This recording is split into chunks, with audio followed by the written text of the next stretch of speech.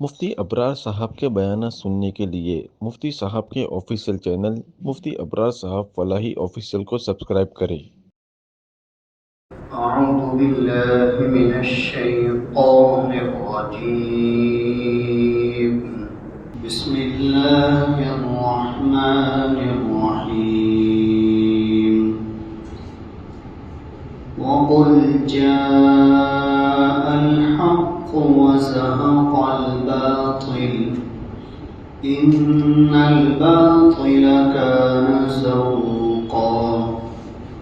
وننزل من القرآن ما هو شفاء ورحمة للمؤمنين ولا يزيد الظالمين إلا خسارا وإذا أنعمنا على الإنسان أعرض ونأى بجانبه وَإِذَا مَسَّهُ الشَّرُّ كَانَ يَئُوسًا صدق اللہ العظیم۔ اور اے پیغمبر صلی اللہ علیہ وسلم آپ کہہ دیجئے کہ حق غالب آ گیا اور باطل مغلوب ہو کر مٹ گیا۔ بے شک باطل مٹنے ہی والا تھا، اور ہم قرآن کریم کے اندر ان چیزوں کو اتارتے ہیں جو لوگوں کے لیے شفا ہے اور مومنین کے لیے رحمت ہے، اور یہ قرآن تو ظالموں کو، نافرمانوں کو خسارے اور نقصان ہی کی طرف لے جاتا ہے۔ اور جب ہم کسی انسان پر نعمتوں کا انعام کرتے ہیں تو وہ اعراض کرنے لگتا ہے اور دوسری جانب پھر جاتا ہے، اور جب ہماری طرف سے کوئی شر اور نقصان پہنچتا ہے تو نا امید ہو جاتا ہے۔ یہ سورہ بنی اسرائیل کی 81 اور 82 نمبر کی آیات ہے۔ ان دونوں آیتوں میں اللہ تبارک و تعالیٰ نے ایک خاص مضمون کو ذکر کیا ہے، اس لیے کہ اس سے اوپر والی آیت میں ہجرت کے متعلق بات ذکر کی گئی تھی کہ یہ لوگ یعنی مشرکین مکہ رسول اللہ صلی اللہ علیہ وسلم کو مجبور کرتے تھے کہ آپ مکہ چھوڑ کر چلے جاؤ، پریشان کرتے تھے کہ یہ ملک اور یہ علاقہ چھوڑ کر چلے جاؤ۔ لہذا اللہ رب العزت نے خود ہی اپنے پیغمبر علیہ السلام کو ہجرت کا حکم دیا اور فرمایا کہ مکہ چھوڑ کر آپ چلے جاؤ۔ لیکن اتنا ہی نہیں، مکہ چھوڑ کر جانے کے لیے رسول اللہ صلی اللہ علیہ وسلم کو ایک دعا سکھلائی اور فرمایا کہ ایسے ہی نہ نکلے، بلکہ ہم آپ کو ایک دعا سکھلاتے ہیں، وہ دعا کے ساتھ نکلے۔ لہذا اللہ تبارک و تعالیٰ نے دعا کو بھی ذکر فرمایا، اور رسول اللہ صلی اللہ علیہ وسلم نے اس دعا کی تلقین بھی فرمائی، اور اس دعا کے اندر اللہ تبارک و تعالیٰ نے آپ کے نکلنے کو بھی بہتر بنایا اور آپ کے مدینہ منورہ داخل ہونے کو بھی بہتر بنایا،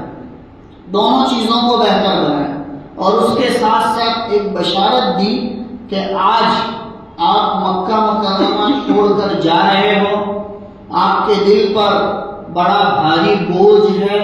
کہ آپ کو مقدس جگہ کو چھوڑ کر جانا پڑتا ہے، لیکن گھبراؤ نہیں، ہم آپ کو واپس بلا لیں گے اور عزت اور احترام کے ساتھ واپس بلا لیں گے، اور آپ عزت اور احترام کے ساتھ واپس آ کر اسی مکہ مکرمہ میں رہنے لگو گے، جیسا کہ گزشتہ کل اسی آیت کریمہ کے متعلق ذکر کیا کہ وَقُلْ رَبِّ أَدْخِلْنِي مُدْخَلَ صِدْقٍ وَأَخْرِجْنِي مُخْرَجَ صِدْقٍ وَاجْعَلْنِي مِن لَّدُنكَ سُلْطَانًا نَصِيرًا۔ اے پیغمبر آپ کہیے، اے میرے پروردگار، تو مجھے سچائی اور امانت داری کے ساتھ داخل فرما، اور مجھے سچائی اور امانت داری کے ساتھ مکہ مکرمہ سے نکال، اور تو مجھے اپنی طرف سے ایسی حکومت اور سلطنت عطا فرما جس کے ساتھ تیری مدد ہو۔ لہذا اللہ رب العزت نے 8 سال کے اندر ہی مکہ مکرمہ کو فتح کیا، رسول اللہ صلی اللہ علیہ وسلم کو ایسی حکومت اور سلطنت عطا فرمائی کہ جس میں اللہ کی مدد تھی، لہذا آپ نے سارے کے سارے بتوں کو 500-600 سال کے بعد بیت اللہ کو بتوں سے پاک کیا، اور جو خرافات وہاں پر ہوتی تھی آہستہ آہستہ ساری خرافات کو مٹا دی کہ لوگ بیت اللہ کو برہنہ ہو کر یعنی ننگے ہو کر طواف کرتے تھے، اور مشرکین مکہ کی طرف سے طرح طرح سے عجیب عجیب رسومات تھی۔ باہر سے آنے والے لوگوں کو ایک خاص لباس کے اندر وہ بیت اللہ میں جانے کی اجازت دیتے تھے اور نہیں دیتے تھے۔ اچھا اپنا جی چاہتا تھا تو اجازت دیتے تھے، جی نہیں چاہتا تھا تو لوگوں کو اجازت بھی نہیں دیتے تھے۔ تو یہ ساری چیزیں ختم کر دی، اور رسول اللہ صلی اللہ علیہ وسلم نے ہر ایک کے لیے قیامت تک کے لیے اس دروازے کو کھول دیا، اور قیامت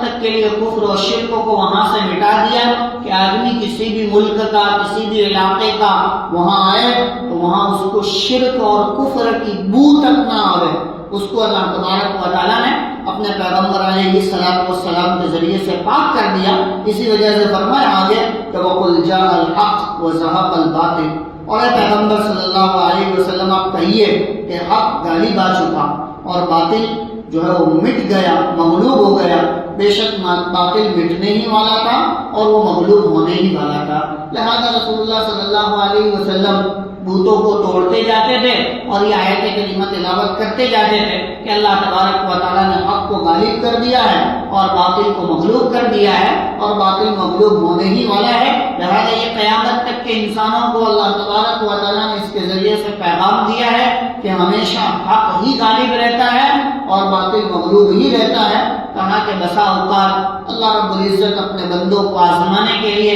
باطل کو مغلوب کر دیتے ہیں تاکہ اپنے بندے عبادتوں کی طرف، اللہ کی معرفت کی طرف، اللہ تبارک و تعالیٰ کے کلام کی طرف آئے تاکہ وہ حق کو غالب کرنے والے بنے۔ جیسا کہ ایک جگہ قرآن کریم میں اللہ تبارک و تعالیٰ نے اس بات کو ذکر کیا ہے کہ وَأَنْتُمُ الْأَعْلَوْنَ إِن كُنتُم مُؤْمِنِينَ، کہ تم ہی سر بلند رہو گے اگر تم سچے پکے مومن ہو، کہ تم سچے پکے مومن بن کر رہو گے تمہیں دنیا کی کوئی طاقت جو ہے وہ ذلیل نہیں کر سکتی، تمہیں دنیا کی کوئی طاقت مغلوب نہیں کر سکتی اگر تم سچے پکے مومن ہو۔ تو لہذا اللہ تبارک و تعالیٰ حق کو غالب کرنے والے ہیں اور حق غالب ہو کر رہے گا، لیکن حق کے غالب ہونے کے لیے شرط یہ ہے کہ ایمان والے اپنے آپ کو سچا پکا مومن بناویں، اپنے آپ کو سچا پکا ایماندار بناویں، تو اللہ تبارک و تعالیٰ اس کے ذریعے سے حق کو غالب کرے گا۔ اسی وجہ سے بعض چیزوں کے باب میں اکابر علماء فرماتے ہیں کہ باطل سے تمہیں جو ہے وہ ڈرنے کی، گھبرانے کی ضرورت نہیں ہے۔ جو خرابیاں تمہارے اندر ہے اس کو نکالنے کی کوشش کرو، اللہ باطل کو خود بخود مٹا دے۔ جیسا کہ بہت سارے علماء کرام اس بات کو نقل کرتے ہیں کہ سود کا جتنا بھی نظام ہے وہ سارا کا سارا نظام یہود کے ہاتھ میں ہے، اور یہود اس کے ذریعے سے پوری دنیا کے بڑے بڑے ممالک کو چلاتے ہیں، چاہے ظاہری طور پر حکومت کوئی بھی کرے، ان کو اس سے کوئی لینا دینا نہیں، لیکن سودی نظام کو قائم کرنے والے وہ لوگ ہیں۔ یہاں تک کہ انہوں نے اسلامی ملکوں کو بھی نہیں چھوڑا اور اسلامی ملکوں کے اندر بھی سودی نظام کو قائم کرنے کی کوشش کی اور لوگوں کو یہ سمجھایا، ان کے ذہنوں میں، حکومت کے افراد کے ذہنوں میں یہ باتیں اتاری کہ دیکھو اگر دنیا کی شانہ بشانہ چلنا ہے اور تم کو ترقی کرنا ہے، تمہارے ملک کو آگے بڑھانا ہے، تو یہ چیز تم کو لابدی ہے، ضروری ہے، کرنی ہی پڑے گی۔ لہذا بہت سارے اسلامی ملک اس پر مجبور ہوئے اور انہوں نے اپنے ملک کے اندر سودی نظام کو قائم کیا، بینکوں کے نظام کو، بیاج اور لون کے نظام کو، اور اسی طرح دوسری بہت ساری چیزوں کو قائم کیا تاکہ وہ جو ہے وہ اپنا کام کر سکے۔ لیکن اس کے پیچھے تاکہ یہودی کلچر کام کرتا ہے، اور یہ اسی وقت مغلوب ہو سکتا ہے جب ایمان والا اور ایمان کے ماننے والے اور اللہ کی توحید کو پکارنے والے اس سودی نظام کو پٹاوے، کیونکہ اللہ کا علی اعلان جو ہے وہ جنگ کا اعلان ہے کہ جو آدمی سودی کام کرے گا وہ اللہ سے جنگ کا اعلان کرتا ہے۔ اسی وجہ سے بعض کتابوں کے اندر نقل کیا ہے کہ جو آدمی دنیا کے اندر سود لیتا ہوگا یا سود دیتا ہوگا یا سود کے اوپر گواہی کے طور پر جو ہے وہ بیٹھتا ہوگا، اللہ تبارک و تعالیٰ قیامت کے دن میدان حشر میں اس کے ہاتھ میں تلوار دیں گے اور یوں کہیں گے کہ آجا مجھ سے مقابلہ کر لے. دنیا میں تو نے مجھ سے اعلان جنگ کیا تھا،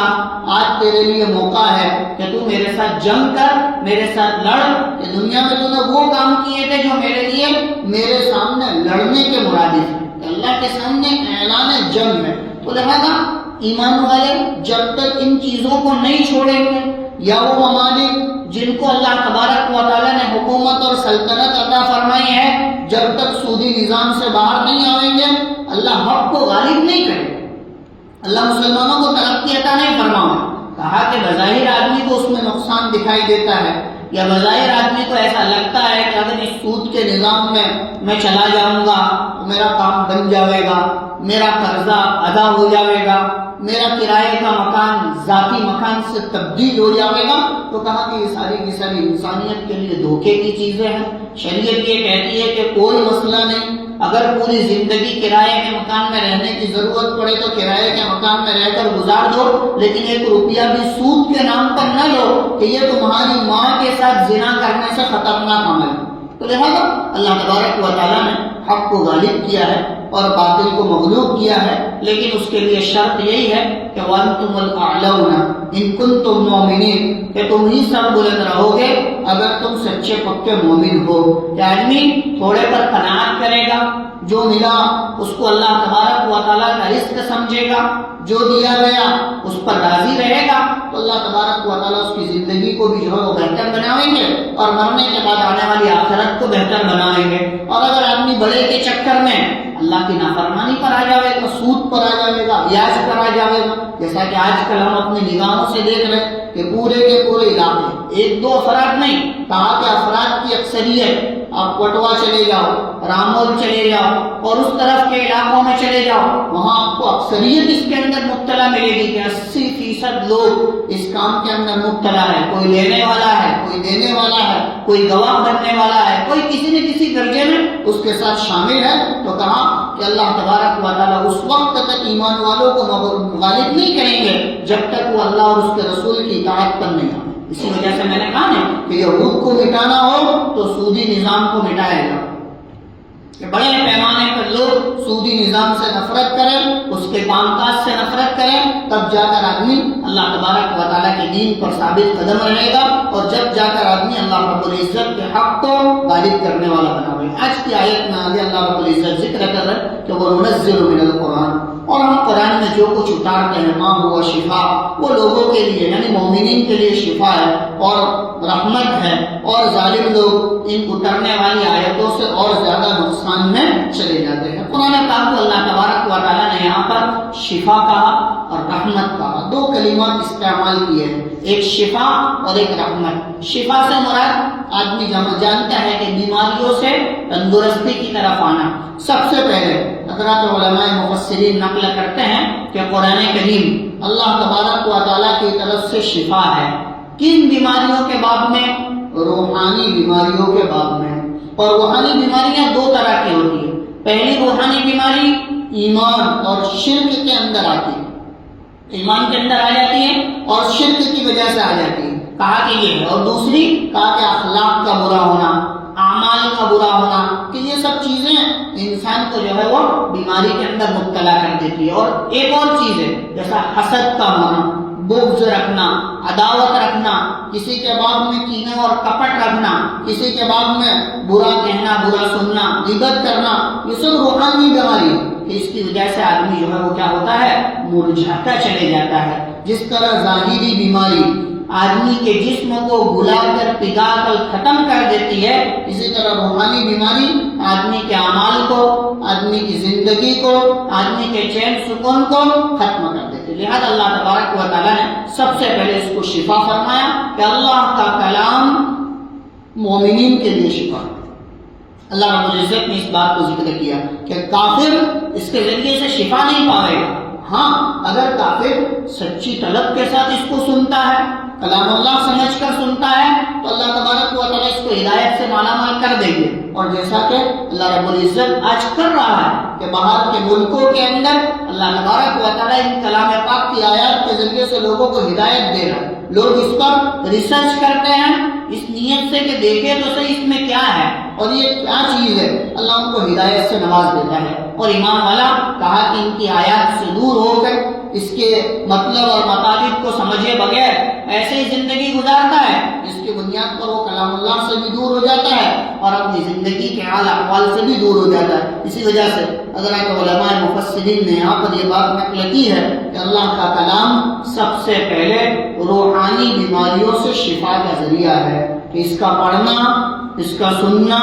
اس کو سمجھنے کی کوشش کرنا، اس کو اپنی اولاد کو سکھانا سمجھانا، یہ سب اس میں داخل ہے۔ ہم نہیں پڑھ سکیں، ہم اس کی کوشش کریں کہ ہماری اولادیں، ہماری نسلیں، ہمارے بچے آگے اس کو پڑھنے والے بنے، اس کو یاد کرنے والے بنے، اس کو بہتری کے ساتھ لینے والے بنے، چاہے وہ اولاد وہ لڑکے ہو یا لڑکیاں ہو۔ کہا کہ اللہ کے کلام کو سیکھنا سکھانا ان کی ذمہ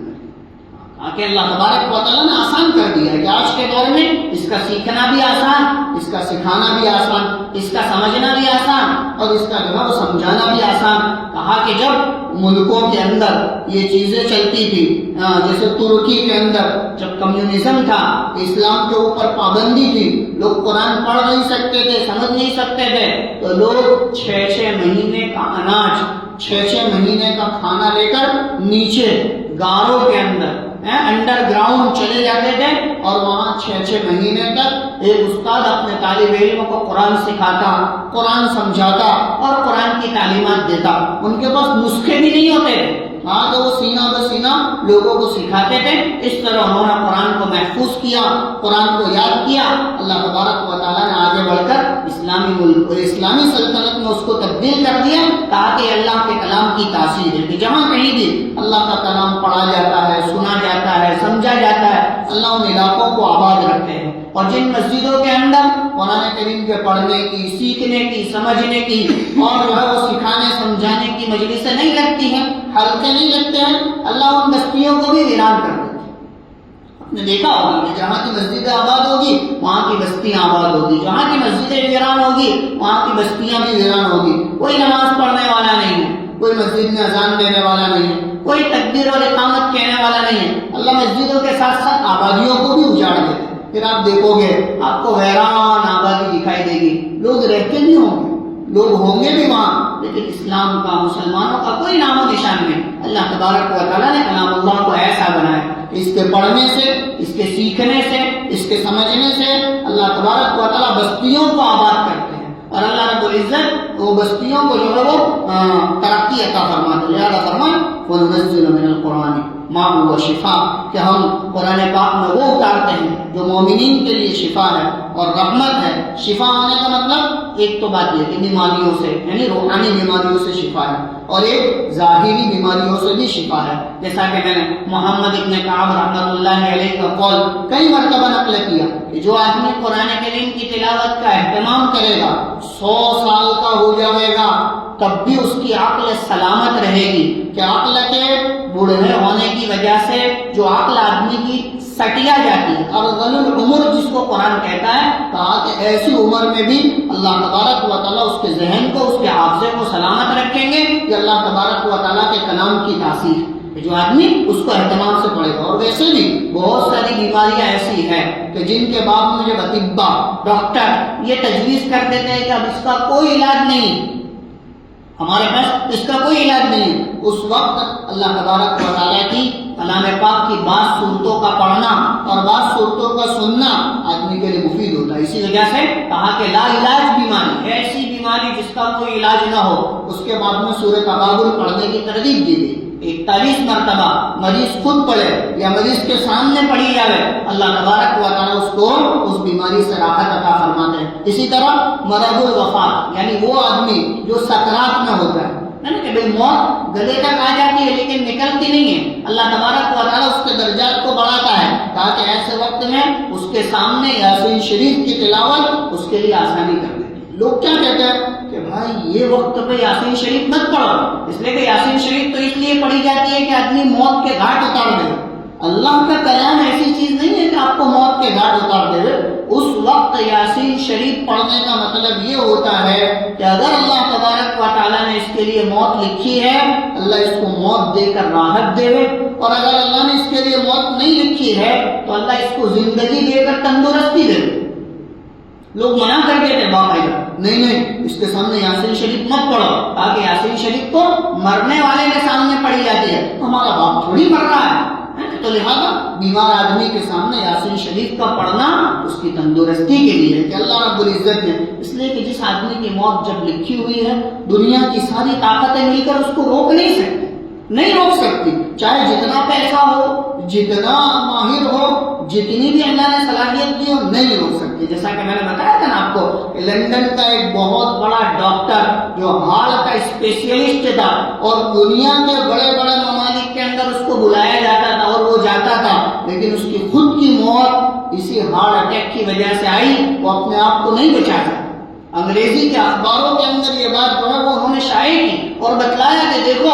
اتنا بڑا ڈاکٹر، اتنی بڑی ڈگری اور اتنا ماہر اور اتنے ملکوں میں جانے والا، لیکن اپنی موت وہ نہیں بچا سکا، اور اللہ نے اسی بیماری میں اس کو نجات دی، جو ہے اس کو موت دی جس بیماری کا وہ علاج کرنے میں ماہر تھا۔ تو لہٰذا یہ اللہ کا نظام ہے، تو اس کو کوئی روک نہیں سکتا، تاکہ مرنے والے کے سامنے یاسین شریف کی تلاوت یا تو اس کی موت کی آسانی کا راستہ ہے یا اس کی تندرستی ہے۔ اسی طرح اور بھی بہت ساری آیتیں اور بہت ساری چیزیں اللہ نے کلام پاک میں ذکر کی ہے، مختلف چیزوں میں اللہ نے نجات دی ہے، تو لہٰذا اللہ تبارک و تعالیٰ کا کلام شفا ہے، بیماریوں کے اعتبار سے، روحانی اعتبار سے بھی اور جسمانی اعتبار سے بھی۔ اللہ رب العزت سے دعا ہے اللہ صحیح معنی میں حقیقی طور پر ہم کو اپنے کلام کے ساتھ ربط اور تعلق نصیب فرمائے اور اس کو شفا سمجھنے کی توفیق عطا